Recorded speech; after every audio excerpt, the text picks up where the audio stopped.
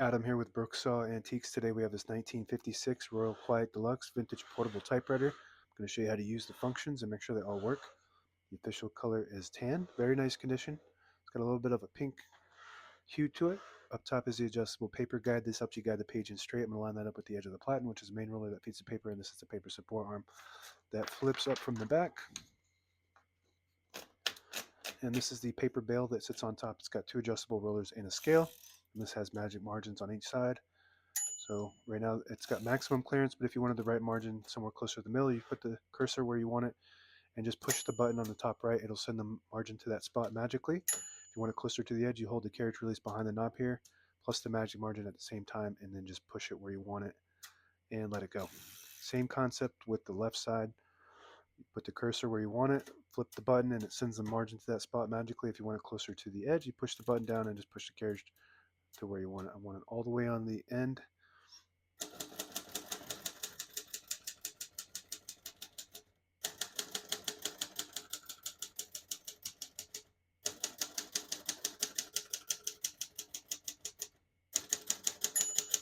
Once you hear the bell, you're at the end of the margin. Hit this line space, gets you back to the beginning, and skips 1, 2, or 3. Right now we have it on single, but if you want double, just flip that switch forward. Skips 2, one more, it skips 3. We're going to keep that on single for now and finish typing. As you can see, all the keys type nice, none of them skip or stick. I'll type a sentence in red on the next line and switch from black to red. There's a switch on the right side here. Flip that over to the red indicator. It prints the bottom portion of the ribbon, which is red. When you have it in the middle, it prints the top portion of the ribbon, which is black. All the way to the right, it doesn't print any ink at all. It just leaves a stencil for copying purposes. We're going to move that over for red.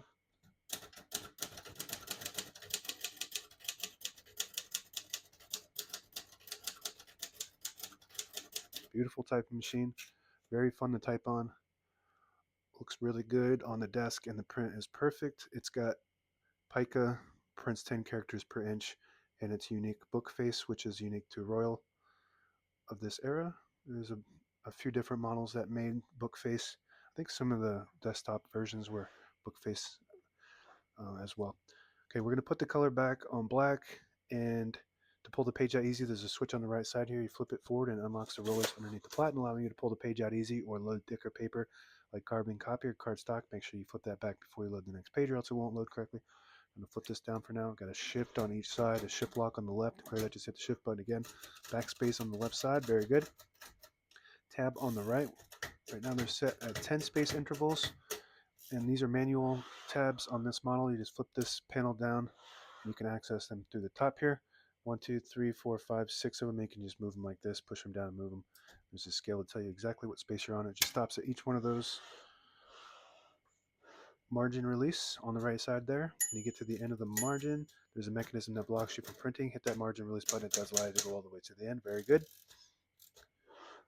To open the hood, this button right here unlocks it.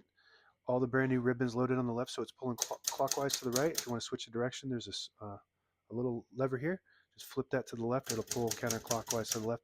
Flip it to the right, pulls clockwise to the right. If your ribbon has eyelets on the end, which are the little metal pieces, it will catch in this, and this activates the ribbon reverse, and it will automatically start reversing to that side that it catches on.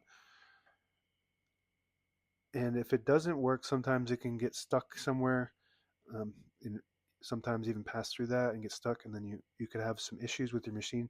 So if you're having issues where some of the keys are just typing on top of each other and the carriage isn't responding, then you need to check to see if it's stuck somewhere, and just check your ribbon. Touch control, this you move it forward towards the front and then to where you want it. The farther higher you go, the more tension there is when you hit the keys. You do have to hit the keys harder for them to print, but they respond faster. So you just want to gauge to see what your preference is with the touch control. Carriage release on the right side and the left side.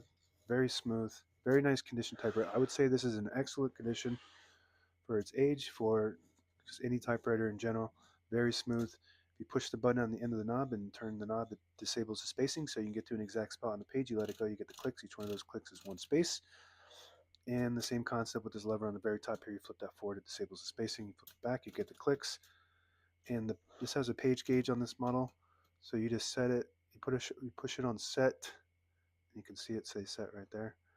And that's where you load the page, and it'll start to tell you when you get to the end of the bottom.